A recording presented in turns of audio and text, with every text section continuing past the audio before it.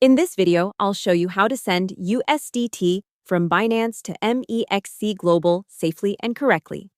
First, open the MEXC app or website and log in.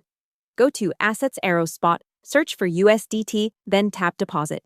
Make sure crypto is selected. Choose the network you want to use, such as TRC20 or ERC20, and MEXC will show you a USDT deposit address and sometimes a QR code. Tap Copy to copy that address. Now open the Binance app or website and log in.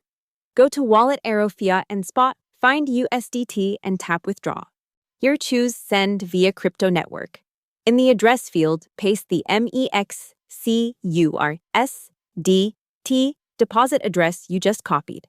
Then select the same network you chose on MEXC, for example TRC20 on both sides. Enter the amount of USDT you want to send. Review the network fee, and double-check the coin, address, and network.